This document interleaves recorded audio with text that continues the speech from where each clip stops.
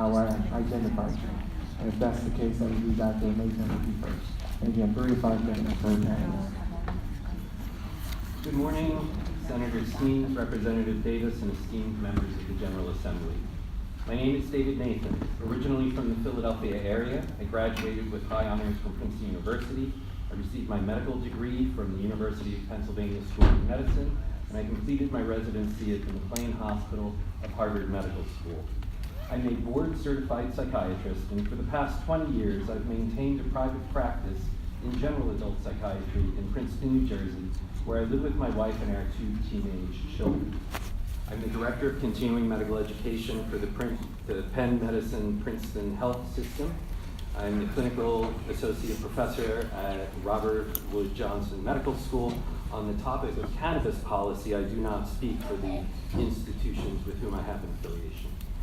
I'm a Distinguished Fellow of the American Psychiatric Association, which is the highest honor bestowed upon members by the APA. I've published numerous articles in the national and psychiatric and lay press about a variety of topics in history of science and science, one of which is the legal status of marijuana. I'm the founder and board president of Doctors for Cannabis Regulation, with a prestigious roster of physicians, including former Surgeon General Jocelyn Elders and integrative medicine pioneer Andrew Weil.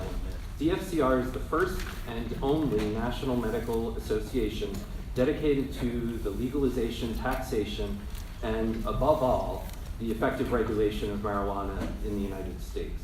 DFCR has members in nearly every state and U.S. territory, including right here in Chicago. DFCR does not promote cannabis use. Rather, we advocate for the legalization of cannabis for adults because effective regulation requires a legalized environment. We therefore support a core set of common sense measures, our platform of regulations, which you can find online, to control the marijuana industry and to protect public health. We believe that the government should oversee all cannabis production, testing, distribution, and sales. Cannabis products should be labeled with significant detail, including THC and CBD, dosing information, and ingredients. There should be restrictions on marketing and advertising of cannabis products. Cannabis packaging and advertising that targets or attracts underage users should be completely prohibited. All cannabis products should have child-resistant packaging. There should be harsh penalties for adults who enable diversion of cannabis to minors. Taxation of the cannabis trade should be used to fund research, education, and prevention, including public information for adults on the use and misuse of cannabis, and youth programs that emphasize the risks of underage cannabis use. And since cannabis prohibition has worsened the poverty of the impoverished in this country, particularly in communities of color, DFCR believes that the government has an obligation to rebuild the communities disproportionately affected by the war on marijuana. This can be done in a number of ways, but if nothing else, we must expunge the criminal records of individuals convicted of minor cannabis crimes and ensure diversity in the cannabis industry. Esteemed members of the General Assembly, the time has come to end the failed and harmful prohibition of marijuana in the state of Illinois. This historic and beloved city of Chicago knows all too well the destruction brought by well-intended but sadly misguided efforts by society to control addiction through prohibitions. From the violence in the streets under alcohol prohibition to the violence in the streets we see today, Chicago has paid a heavy price for the heavy-handed criminal approach to addiction, which is fundamentally a health problem, not a moral or criminal one.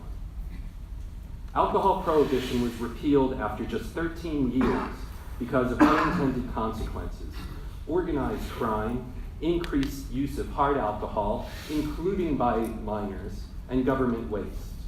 So what have we gotten for our 80-year experiment with marijuana prohibition?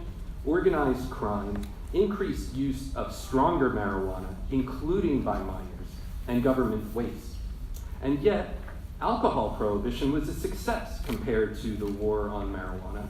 Alcohol consumption decreased during the 1920s, but marijuana use has increased drastically since its prohibition. Today, 22 million Americans use cannabis on a monthly basis, and even more partake on a less frequent basis. And as I quote that number, let me say a few words at this point about statistics, particularly the data presented by the last panel. While I can't address their data point by point, I should note that their sources are neither as objective nor irrefutable as they claim. I will acknowledge that the studies they cited are real. Dr. Nathan, can you wrap up your testimony, please? I'm using a stopwatch and you're past 5 minutes. Okay. Thank you. Yep, well, I have submitted the written testimony, so you can get more from that. But the data is real, but largely misleading. Rocky Mountain HIDA is not an objective source, and as their data is in direct conflict with other government data. If the opposition stopped using Rocky Mountain's HIDA's statistics, they wouldn't have a lot left. Further, the conclusions from the studies that the conclusions from the data are conclusions that the study's authors themselves did not make. There's a lot more I would like to present. I think you guys have my testimony. I hope you will read it through. I will conclude by saying that when we describe the days of Al Capone, we call it alcohol prohibition, but it was more accurately called alcohol decriminalization.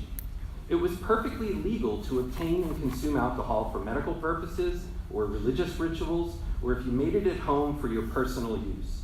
So when opponents tout decriminalization as an answer to prohibition, ask them what they think will happen if we remove penalties for consumers, raising the demand, while prosecuting growers and sellers, and how this could be expected to work when alcohol prohibition didn't.